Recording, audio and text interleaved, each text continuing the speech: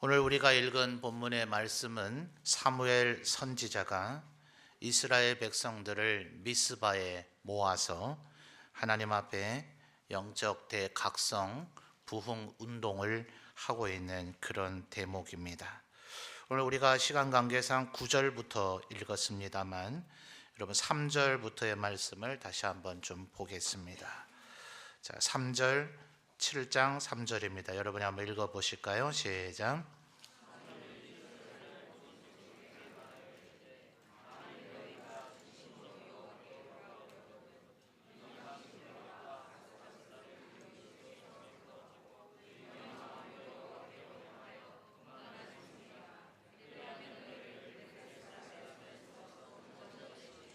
아멘.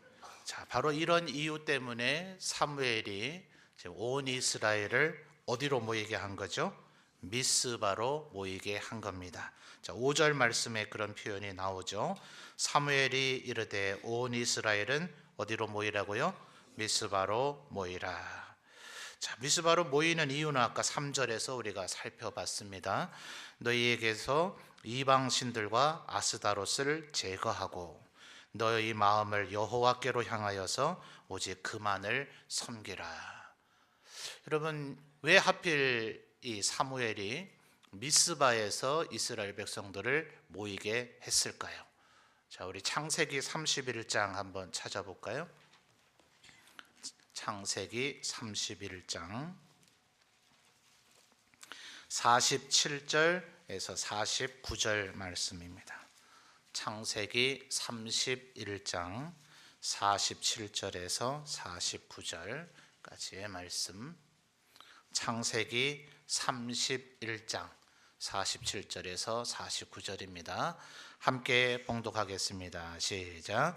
라반은 그것을 여갈사하도다라 불렀고 야곱은 그것을 갈르에시라 불렀으니 라반의 말이 오늘 이 무더기가 너와 나 사이에 증거가 된다 하였으므로 그 이름을 갈르에시라 불렀으며 또 미스바라 하였으니 이는 그의 말에 우리가 서로 떠나 있을 때에 여호와께서 너와 나 사이를 살피시옵소서 함이라. 아멘. 자, 방금 읽은 49절에 미스바라고 하는 이름이 이제 처음 나오게 되죠. 야곱이 자기를 뒤따라오는 외삼촌 라반과 그의 사촌 그의 라반의 아들들이 야곱을 해치려고 했죠. 그때 하나님께서 라반과 그의 아들들을 경고하시면서 야곱의 손을 대면 내가 절대로 그냥 두지 않는다. 그래서 라반이 겁을 집어먹고 오히려 자기가 무슨 큰 선심이라도 쓰듯이 여기에 돌 무더기를 쌓아놓고 우리가 서로 이 경계를 넘지 말고 서로를 축복하며 그렇게 살자. 그래서 이름이 세 가지죠. 47절에 보니까 여갈사하도다 혹은 갈르에, 이 두 가지는 다 증거의 무더기다 하는 거예요. 이 돌 무더기가 너와 나 사이에 증거가 될 것이다. 그러나 보다 본질적인 의미는 49절에 나타났죠. 미스바, 무슨 뜻이에요?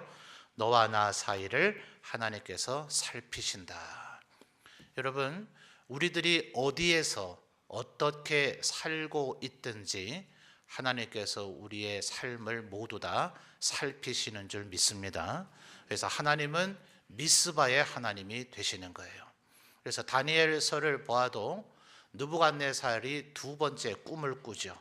첫 번째는 금신상과 관련된 꿈이었지만 두 번째는 자기 자신, 아주 세상 모든 짐승들이 깃들일 수 있는 거대한 나무가 있었는데 그 나무가 송두리째 잘려지는 꿈을 꾸죠. 그래서 다니엘이 그 꿈을 해석을 해줄 때 하나님께서는 감찰하시는 하나님이시다. 당신의 생각과 당신의 말을 다 보고 계신다. 느부갓네살에게만 그렇게 하는 것이 아니라 우리들 모두에게도 그렇게 하시는 줄 믿습니다. 그러니까 우리가 어디에 있든지 하나님은 미스바의 하나님, 우리를 감찰하시고 우리를 살피시고 우리의 모든 처지와 형편을 다 아시는 하나님이세요. 근데 문제는 뭡니까?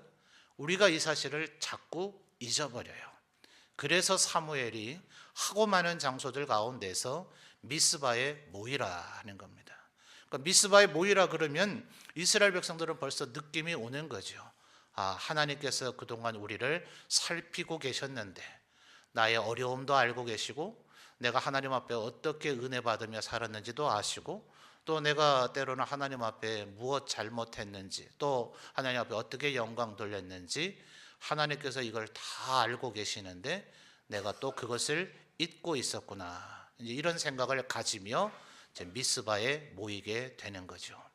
그러니 요즘은 교회마다 별로 그런 일이 없습니다만 한때 우리나라 교회들마다 한참 부흥회를 하게 될 때 어느 교회든지 주로 현수막에 이런 표현을 했어요. 미스바 구국 대성회 이런 식으로 부흥회에 대한 표현을 했습니다. 하나님께서 우리들의 모두의 삶을 감찰하신다 하는 거죠. 여러분, 우리들이 하나님의 백성이 되어서 하나님의 뜻대로 산다고 나름 열심히 살아보지만 인간의 본성이 그렇습니다. 우리가 죄악된 가운데 죽어져 버렸고 또 거듭나서 하나님의 백성이 되었을지라도 우리의 육신 안에는 아직 죄악된 본성이 있는지라 우리를 가만 놔두면 우리는 점점 경건하지 않은 쪽으로 죄악된 쪽으로 기울어지게 되어져 있습니다.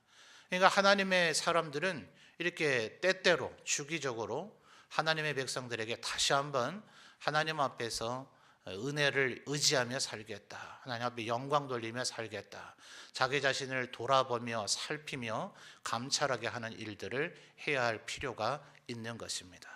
그래서 여러분, 오늘 우리 주보에 들어있는 추수감사주일을 앞두고 우리 감사의 기도 제목, 이번 한 주간 동안 우리 성도님들 여러분이 기도하는 자리가 새벽 기도도 좋고 또 여러분 밤에 여러분 가정에서 기도하시든지 어디에서든지 간에 그 기도하는 자리가 여러분 미스바가 되시기를 주님의 이름으로 축원합니다. 하나님은 나를 늘 살피고 계시지만 내가 자꾸 잊어버리거든요. 그래서 하나님 앞에 하나님이 나를 다 알고 계시고 내 어려운 형편도 아시고 나를 여전히 도와주시려고 하신다는 것을 다시 한번 회복하고 생각해내고 기억해내는 여러분이 되었으면 좋겠습니다. 근데 사실 혼자 하긴 쉽지 않아요. 이 사무엘이 이 전 이스라엘에게 전령을 보내도 되잖아요. 그죠? 편지를 써서 모든 지파마다 미스바의 하나님을 기억하라. 너희들의 처소에서 하나님을 기억하고 그곳에서 다시 신앙 하나님 앞에 거룩한 삶을 잘 살라. 이래도 되지만 지금 사무엘이 어떻게 했다고요? 미스바로 온 이스라엘을 모아서 그곳에서 하나님 앞에 다시금 은혜를 의지하며 살겠다는 결단과 다짐을 하게 하더라 하는 겁니다. 여러분, 우리에게 절기가 소중한 이유가 바로 이런 것이에요. 신년이 되면 신년 감사 예배도 드리고 부활주일을 드리고 맥초감사주일을 드리고 또 추수감사주일, 성탄절, 이런 일련의 요소에 있는 이런 절기들은 우리로 하여금 다시금 우리 자신을 되돌이켜 보게 되고 하나님의 은혜를 한번 다시 확인하고 생각하게 되어지고 내가 하나님 앞에 어떤 존재인가 다시금 하나님 앞에 거룩하게 살도록 하는 결단을 하게 됩니다. 여러분, 이런 기회들을 놓치지 않으시는 우리 성도님들 되셨으면 좋겠어요. 이번 한 주간 많이 좀 기도하십시오. 하나님께서 나를 어떻게 도우셨는가, 내게 베풀어 주신 은혜가 무엇인가, 하나님 앞에서 기도하는 시간 가운데 그 미스바의 은혜를 회복하실 수 있는 우리 모든 성도들이 되시기를 주님의 이름으로 축원합니다. 근데 여러분, 우리가 오늘 이 본문의 말씀을 살피면서 또 한 가지 좀 살피고 알아야 될 것은 하나님 앞에 우리가 열심을 내면 마귀 사탄이 우리를 절대로 그냥 두지 않습니다. 자, 여러분 7절 말씀을 7장 7절입니다. 사무엘상 7장 7절을 여러분이 다시 한번 읽어 주십시오. 시작.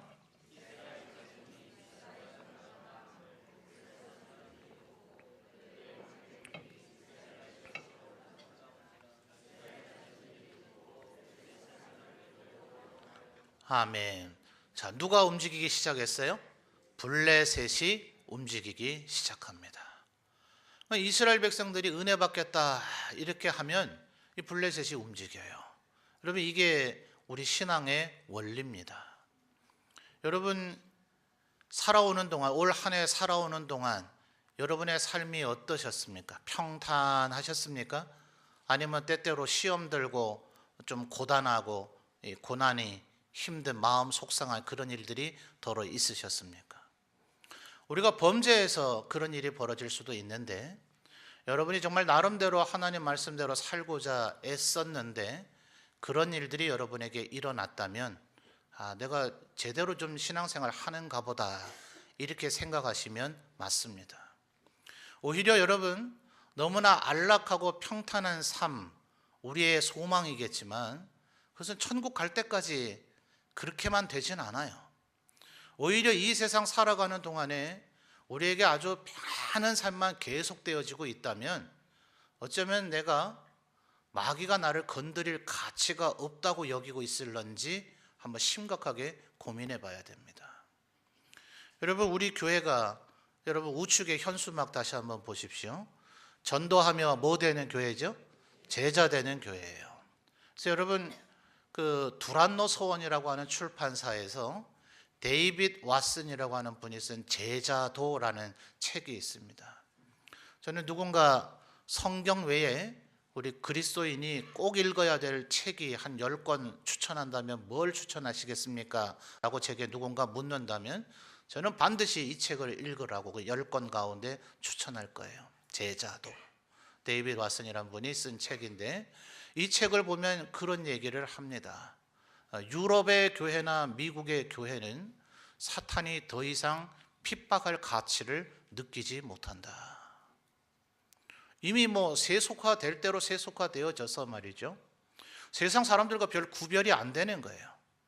이게 뭐 교회를 다닌다고 하기는 하는데 정말 예수 믿는 사람이 맞는지, 정말 그리스도인이 맞는지, 예수의 부활의 증인이 맞는지 별 차이가 안 나면 사탄이 건드릴 이유가 없는 거예요. 여러분, 사탄도 우리 하나님의 백성들을 미혹하고 넘어뜨리게 하려면 얼마나 힘들겠어요.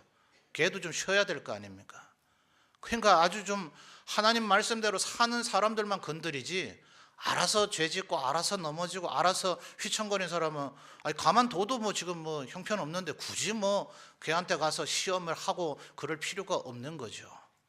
그러니까 여러분, 사도행전에도 보십시오. 사도들이 하나님의 말씀대로 열심히 살다 보니까 얼마나 많은 고난을 당해요.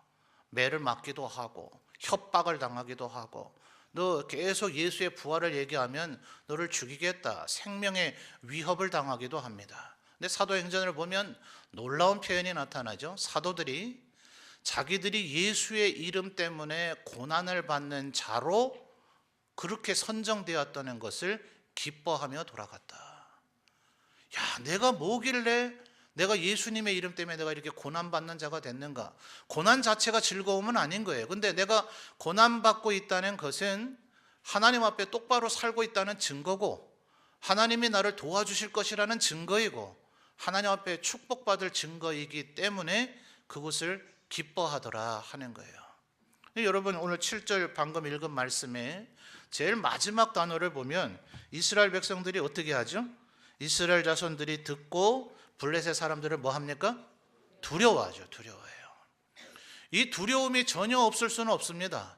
막 우리에게 고난이 오고 시련이 오고 뭐 어려움이 있고 내가 막 힘들고 마음이 속상하고 그러면 우와 기쁘다 신난다, 이건 정신병자죠. 그럴 수는 없어요. 분명히 우리의 마음에 와 힘들다, 이게 예수 믿음의 결과이냐. 여러분, 영화 바울 보셨어요? 제가 지난주에도 홍보대사처럼 설명을 했는데 그 가운데 예수 믿는 우리 한 남자분이 그렇게 절규하더라고요.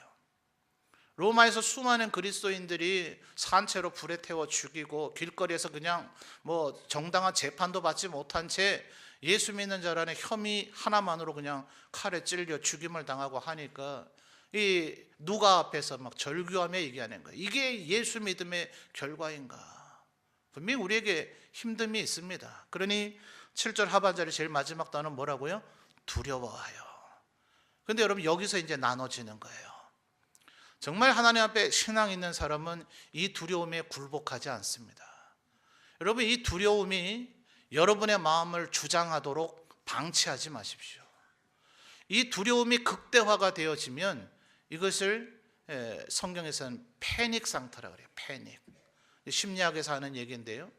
두려움이 극대화가 되어지면 약간 반미치광이가 됩니다.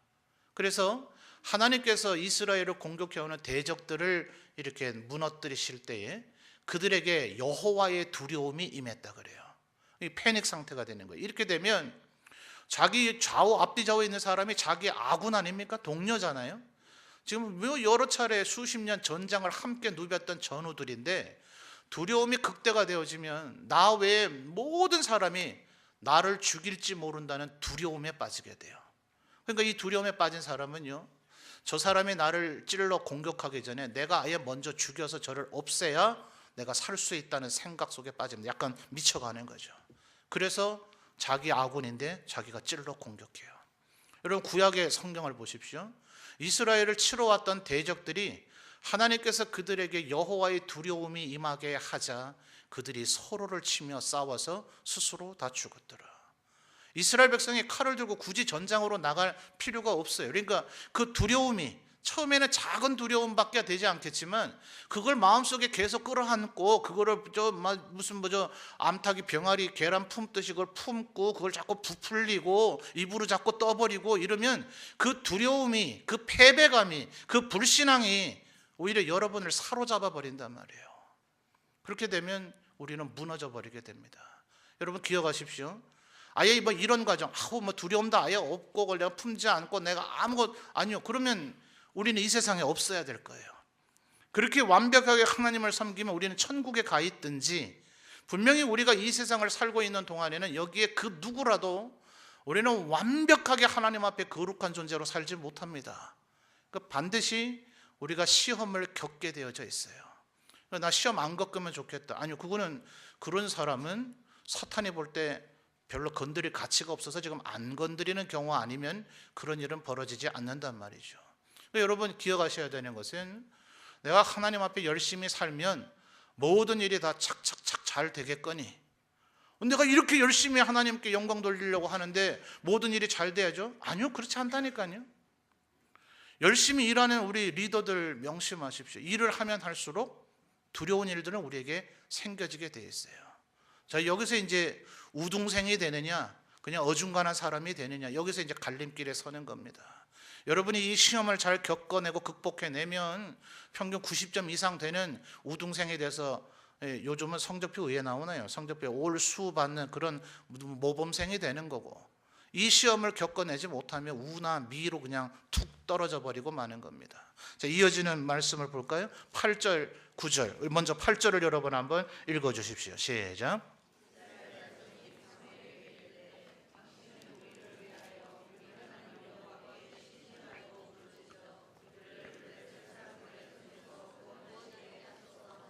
아멘. 자, 뭐 했어요?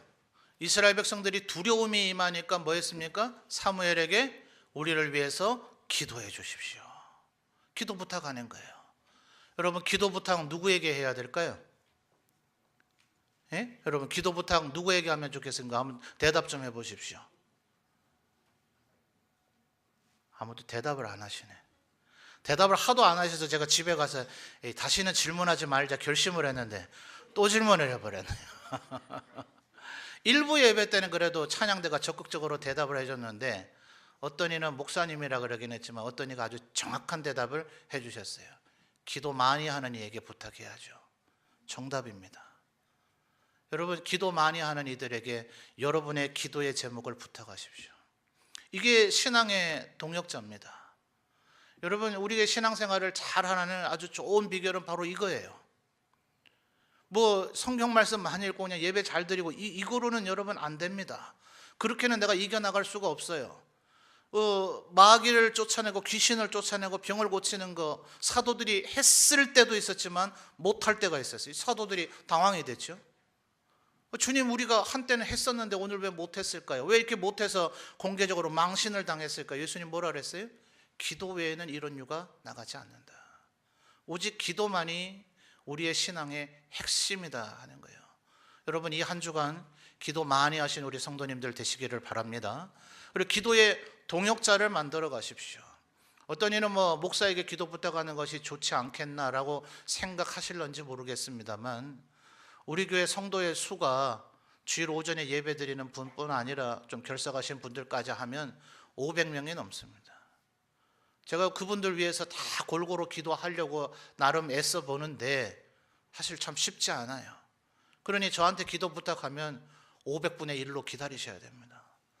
그러니까 여러분 주변에 그래서 성경 말씀에 뭐라 그래요? 한 줄이나 두 줄은 그냥 쉽게 끊어지지만 세 겹 줄은 절대로 끊어지지 않는다. 여러분의 주위에 여러분을 위해서 기도할 수 있는 사람을 만들어내시는 지혜가 필요합니다. 아무도 날 위해서 기도해 주지 않던데요? 아니요. 여러분이 먼저 하십시오. 누군가 여러분에게 기도 제목을 물어주기를 기다리지 말고 여러분이 먼저 다가가셔서 집사님 혹은 권사님, 장로님 요즘 좀 힘들지 않으세요? 때로 지쳐 보이시는 것 같은데 뭐가 마음에 제일 힘드세요? 제가 기도 좀 해드려도 될까요? 저 기도의 동역자가 되고 싶습니다. 여러분이 먼저 그렇게 물으시면서 누군가를 위해서 기도해 주실 때 그 사람이 보답으로 여러분을 위해서 기도해 주지는 혹시 않을지라도 하나님께서는 반드시 여러분을 위해서 기도할 사람을 일으켜 세우시리라고 저는 믿습니다. 그러니까 여러분, 이게 이제 신앙생활을 잘하는 비결이에요. 누구에게라도 다시 한번 말씀드립니다. 우리들이 아주 엉망으로 신앙생활하면 마귀는 절대 우리 건드리지 않습니다. 건드릴 가치도 없고 필요도 없어요. 이미 엉망이니까. 근데 우리들이 신앙생활을 잘하려고 하면 할수록 반드시 우리의 삶에 고난과 힘듦이 올 때가 있습니다. 요것까지를 극복해내야 여러분이 모범생이 되는 것이고 하나님 앞에 상급과 축복을 받게 되는 거예요. 여러분, 이 시험 이겨내시는 우리 성도들 되시기를 주님의 이름으로 축원합니다. 제가 제 마음 같아서는 하나님 우리 점천교회 모든 성도들에게 이런 시험이 없게 해 주옵소서라고 여러분에게 말씀드리고 그렇게 기도해드리고 싶지만 그렇게 안 된단 말이에요. 그렇게 될 리가 없어요. 하나님께서도 마귀가 시험하지 않으면 하나님이라도 우리를 달아보세요. 그러니까 우리의 삶에 반드시 시험은 옵니다. 한번 따라합시다. 반드시 시험은 옵니다. 그러니까 이거 올 때 제발 좀 당황 좀 하지 마시라고요. 그거에 주저앉고 너무나 쥐 한 마리 나타났는데 온 세상이 멸망할 것처럼 막 왁 하고 비명 지를 것까지는 없잖아요. 분명히 놀란 건 맞는데 그때 이겨내시는 여러분이 되셔야 된단 말이에요.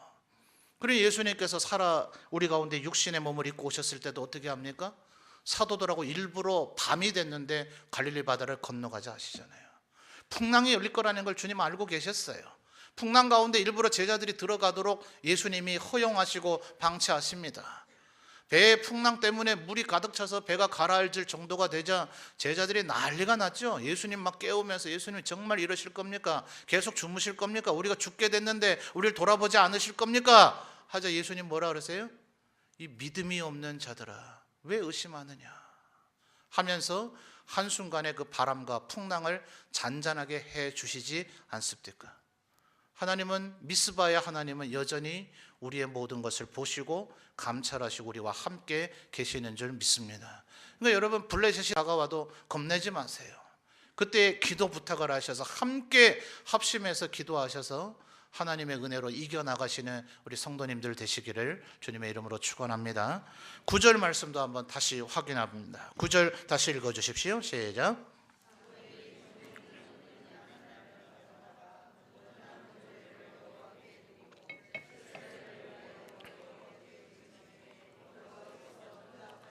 아멘. 자, 마지막 하반절에 뭐라 그래요? 여호와께서 뭐 하셨다고요? 응답하셨더라. 그러니까 1차적으로는 기도 부탁인데 9절에 이제 마지막 방점을 찍는 거죠. 뭐 했습니까? 9절에 보니까 뭐 했어요? 사무엘이 젖 먹는 어린 양 하나를 가져다가 그다음 뭐요? 온전한 번제를 드렸더라. 온전한 번제, 오늘 우리 현대적으로 말하면 뭘까요? 예배죠, 예배. 근데 여러분 지금 다시 정확히 보세요. 9절에 뭘 드렸다고요? 온전한 번제를 드렸대요. 여러분 레위기를 보면 이 번제에 대한 규정이 나오는데 번제라고 얘기하지 온전한 번제라고 얘기하진 않아요. 근데 왜 여기 와서 온전한 번제라고 얘기할까요? 겉으로는 번제 드리는 것 같으나 이 온전한 번제가 아니란 말이죠. 마치 가인과 아벨의 제사처럼 똑같은 제사를 드리는 것 같고 똑같은 예배를 드리는 것 같지만 그가 하나님께서 받으시기에 합당한 온전한 번제, 온전한 예배를 드리더냐 하는 거예요. 여기서 바로 우리의 인생이 바뀌어지는 겁니다. 누군가는 시험에 빠져가 허덕이고 시험 들어서 완전히 세상으로 나가버리고 배교의 길로 가버리는 이들이 있는가 하면 이 시험을 이겨내고 하나님 앞에 승리자로 우뚝 서서 상급받고 축복받는 비결이 있는데 거기에는 기도와 온전한 예배더라 하는 거예요. 여러분, 제가 마음이 참 안타까운 것은 우리 점천제일교회 성도들이 결석률이 좀 많아요. 어떤 분이 그래요. 이제 등록하셔서 우리 교회 신앙생활 좀 잘 하십시다 이랬더니 목사님 저는 1년에 매 일요일마다 교회 못 와요. 나 교회 못 다녀요 이러더라고요. 그래서 제가 괜찮습니다. 어차피 우리 교회 성도들도 1년에 52주 개근하는 분들 그렇게 많지 않습니다. 현실이 그래요. 현실이. 제가 전 교인을 다 지금 우리 부교육자들이 다 체크를 했는데 그걸 한 장에 정리는 안 했어요. 근데 어림잡아 제가 이런 게 눈에 수치가 좀 능한 사람이기 때문에 보여지는데 글쎄요, 50% 되실까요? 52주를 다 개근하신 분들 말입니다. 제가 이렇게 얘기하는 것 자체가 참 서글프죠. 그죠? 예수 믿는 사람이라면 정말 하나님 앞에 52주 정말 내가 이번 주에 꼭 가서 예배 드려야 되겠다는 이 오직 주일을 위해서 6일의 모든 어떤 일들을 재조정하고 하던 최대한 예배 드려야 되겠다는 그런 마음을 먹으면 참 좋을 텐데 여러분, 다른 데 비결이 있지 않아요. 성경에 보면 시험을 이겨낼 수 있는 방법이 어디 다른 게 있다면 제가 그걸 알려드리겠는데 이 사무엘서의 본문뿐만 아니라 이 세상 살아가다 보면 하나님 앞에 영광 돌리며 살려다 보면 때로 우리에게 시험과 시련이 있는데 그것을 이겨내는 방법은 예배와 기도다. 오직 이 얘기밖에 성경이 안 하고 있습니다. 여러분, 이 예배를 절대로 가벼이 여기지 않으시는 우리 성도님들 되셨으면 좋겠어요. 홍수 때에 마실 물이 없다 하는 것처럼 안타깝게도 우리 한국교회는 예배가 너무 많은가 봐요. 그러다 보니까 우리 성도들이 예배를 소중히 여기는 마음이 좀 약화된 것이 아닌가 하는 그런 지적들이 여러 곳에서 많이 있습니다. 여러분, 온전한 예배를 드리시는 우리 성도님들 되시기를 주님의 이름으로 축원합니다. 그러다 보니까 말이죠, 성경에 보면 구약의 성도들 안식일을 지켰잖아요. 그죠? 우리가 지금 드리고 있는 이 주일이 예수께서 부활하신 날을 기념하는 날이라서 주님의 날, 성경에 주의 날 이렇게 되어 있죠.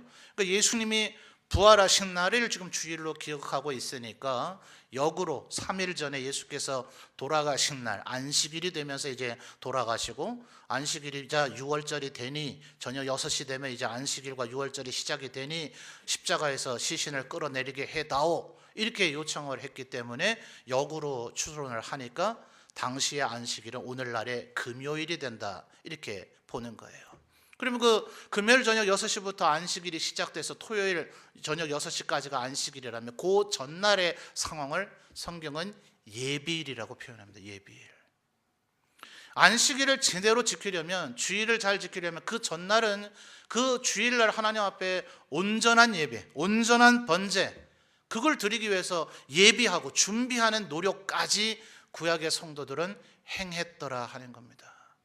여러분, 예배를 하나님 앞에 잘 드리시는 우리 성도님들 되시기를 주님의 이름으로 축원합니다. 그렇게 되니까 어떻게 됐어요? 블레셋이 쳐들어왔는데 그들에게 10절을 보니까 하나님께서 큰 우레를 바라셨고 그들은 패배해서 이스라엘 백성이 큰 승리를 거두었죠. 그래서 12절에 어떤 일이 일어났습니까? 자, 12절 또 한번 읽어주실까요? 시작.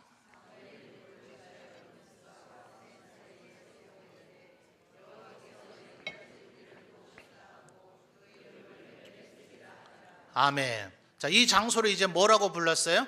에베네셀. 뜻이 뭡니까? 여호와께서 여기까지 우리를 도우셨다. 여러분, 여러분의 매일의 삶이, 여러분의 삶의 현장이 또 이곳에 지금 예배드리는 바로 이곳이 에베네셀 되시기를 주님의 이름으로 축원합니다. 여러분, 이번 한 주간 동안 한번 곰곰이 묵상해 보세요. 기도하면서 하나님께서 지금까지 나를 얼마나 도우셨는가. 근데 여러분, 이 장소 에벤에셀이 언제나 이렇게 좋은 장소만은 아닙니다. 한 20여 년 전에는 이 장소가 아주 비참하고 참담한 일이 일어난 장소입니다. 한번 찾아볼까요? 4장으로 가보겠습니다. 4장 1절 말씀을 한번 읽어주시죠. 4장 1절이 그 중간이 단락에 나눠져서 끊겨 있습니다만 그 다가 1절입니다. 4장 1절 같이 읽을까요? 사무엘의 말이 온 이스라엘에 전파되니라. 이스라엘은 나가서 블레셋 사람과 싸우려고 에벤에셀 곁에 진치고 블레셋 사람들은 아벡에 진쳤더니, 자, 이스라엘이 어디에 진쳤어요? 에벤에셀, 똑같은 장소예요. 자, 11절 볼까요? 4장 11절 읽습니다. 시작. 하나님의 궤는 빼앗겼고 엘리의 두 아들 홈니와 비느하스는 죽임을 당하였더라. 자, 하나님의 궤 어떻게 됐어요? 빼앗겼어요. 그래서 5장 1절로 가서 보겠습니다. 5장 1절 마지막으로 읽습니다. 시작. 블레셋 사람들이 하나님의 궤를 빼앗아 가지고 에벤에셀에서부터 아스돗에 이르니라. 아멘. 여러분, 똑같은 장소입니다. 20여 년 전에 바로 이 장소에서 엘리 제사장의 두 아들인 홈니와 비느하스가 하나님의 명령도 없이 법궤를 가지고 나가면 이길 거야, 아마 여리고성의 사건을 상상했던 것 같아요. 그거는 하나님이 명령하신 거예요. 제사장들이 어깨에 법궤를 메고 선두에 서라. 그 뒤에 이스라엘 백성은 따라가며 매일 여리고성을 한 바퀴 돌고 7번째 되는 날 함성을 지르라. 이게 하나님이 명령하셨을 때 그렇게 해야 되는데, 법궤가 무슨 아주 초능력이 있는 것처럼 하나님 앞에 말씀대로 살지는 않고 법궤만 가지고 나가면 우리가 승리하리라 여겨서 법궤를 가지고 갔더니 어떻게 됐어요? 바로 이 장소, 바로 이 에벤에셀 이 장소에서 법궤는 빼앗기고 제사장이었던 홈니와 비느하스, 그들의 죄가 얼마나 큰지 사무엘상 전반부를 보면 나오죠.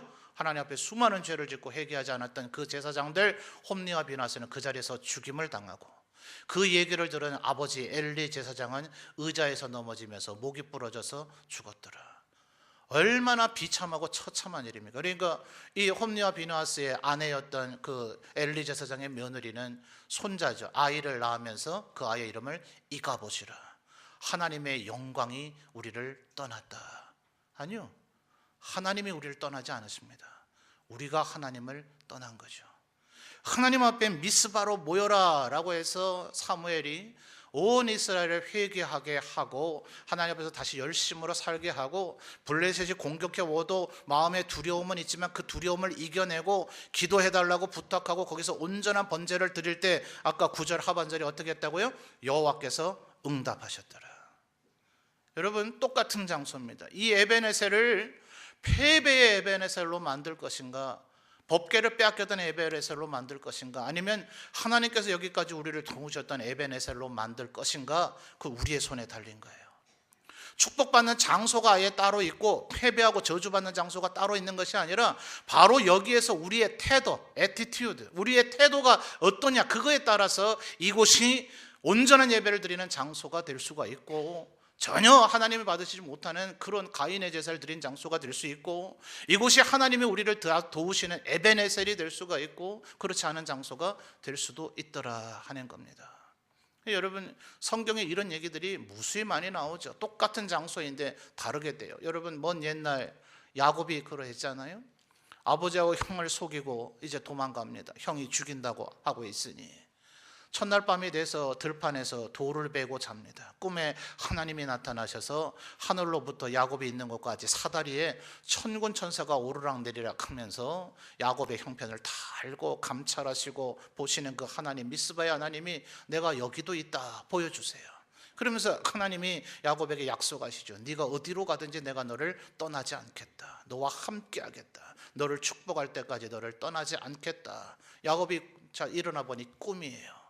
아, 여기가 하나님의 집이었구나. 그래서 거기를 뭐라 그래요? 베델이라고 부릅니다. 근데 거기 원래 이름은 루스예요. 루스. 이 루스라고 하는 것은 마치 우리나라의 떡갈나무입니까? 아주 큰 나무, 동네마다 성황당이라고 있죠. 줄 같은 거 감아놓고 거기에 돌무더기 쌓아놓고 우상 숭배하는 그 장소 말입니다. 이스라엘도 옛날 그런 게 있었던 거예요. 큰 나무가 있으면 거기를 숭배하는 거. 그래서 이 루스라고 하는 말은 바로 그런 나무가 많은 지역이다라는 그런 뜻이에요. 우리나라도 이런 지명들 많잖아요. 소나무 숲이 있으면 뭐예요? 송림, 이런 지명 있죠. 밤나무가 많은 골짜기, 여러분 율곡, 이런 지명들 동네마다 다 있어요. 예, 소나무가 있는 그 밑에 우물 만들면 송정, 송정은 아니라 뭐 동네마다 다 있더만요. 이런 거예요. 그러니까 이스라엘도 바로 그런 의미입니다. 여기가 극심한 우상 숭배의 장소였기 때문에 그런 나무가 많은 곳, 그래서 루스예요. 똑같은 장소입니다. 야곱이 거기에서 일어나서 이제 외삼촌 라반의 집에 가서 20년 동안 그 베델에 있지 않았기 때문에 원래 있던 사람들이 거기를 뭐라 불러요? 루스라고 부릅니다. 20년 지나서 야곱이 다시 되돌아와서 자기의 아내들과 자기 자식들, 우리에게 있는 모든 우상들 제거와 하나님 제대로 섬기자, 그래서 베델로 올라가자. 그래서 그 베델에서 다시금 하나님 앞에 제단을 쌓고 엘 베델, 베델의 하나님을 부릅니다. 그러니까 다시 그곳이 베델이 돼요. 근데 야곱이 계속 거기 베델에서 살았으면 좋았겠지만 이스라엘 땅을 다시 유리방황하면서 다른 곳에 가서 살게 되니 그곳은 또다시 루스가 돼요. 더 이상 설상가상으로 요셉이 애굽에서 총리가 돼서 아버지와 형님들을 애굽으로 모셔가니까 400년 동안 베델은 아무도 베델이라 부르지 않고 그것은 여전히 루스가 됩니다. 여호수아 때에 이스라엘 백성들이 와서 요셉 지파가 그 루스를 다시 정복해서 다시금 그것을 베델이라고 선포하지만 거기서 빠져나간 가나안 사람이 바로 옆에다가 성읍을 재건하고 루스라고 불러요. 그 베델과 루스는 언제나 공존합니다.